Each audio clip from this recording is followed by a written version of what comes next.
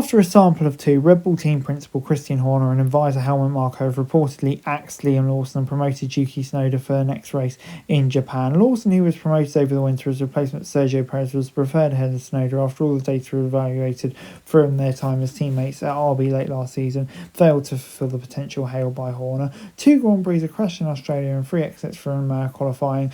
Bearing in mind China hosted the first sprint of the season, left the driver bereft of competence and now going back to the junior team. But was it the right decision? It just seems unthinkable that after just 2 Grand Prix, Red Bull's dropping Lawson's a few days before Christmas in one of the hallowed rooms in the RAC Club in London, and a day after Red Bull had dug deep into its coffers to pay off the remainder of Sergio Perez's lucrative contract. The Mexican had signed just over 6 months previously. Horner was extolling the virtues of the relatively unsung Lawson to a group of assembled media. Horner hailed Lawson's potential for growth, his exemplary attitude and his ability to deal with the pressure. He described the 22-year-old as looking like a seasoned campaigner in the final 6 races of the last season, being hired to fill the seat that was previously occupied by Daniel Ricciardo. He felt Lawson had the right character to cope with the pressure of being teammate to Max Verstappen, describing his teammate as a generational talent. There was no expectation on Lawson, assured Horner, to beat Verstappen, but simply to bag as many points as he could, so they didn't have a 285-point deficit between the two drivers.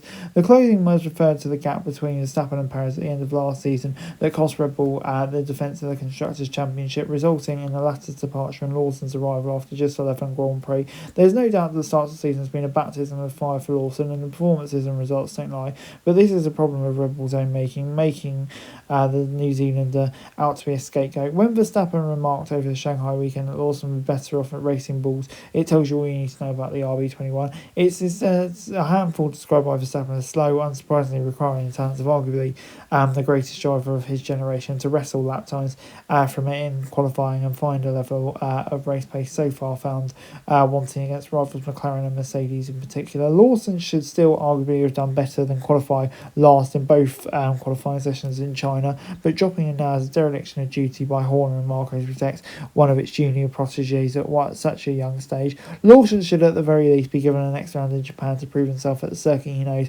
where also twice competing a renowned track in 2023 compared to Albert Park in Shanghai, where he'd never been before. At the most allow in the upcoming triple handle with Bahrain to follow and Japan, another circuit he has an understanding having tested there before. Then and only then can a proper evaluation be made of Lawson's potential. So highly touted 3 months ago by Horner and now just tossed aside is just another example of Red Bull's sheer brutality. So anyway guys, that's it for this video. Thanks very much for watching. Remember to like, share and subscribe. Follow us on our socials, link in the description below for daily F1 news, meme and content. Subscribe to our other channels on screen right now, that'd be greatly appreciated. Thanks very much for watching. Peace out.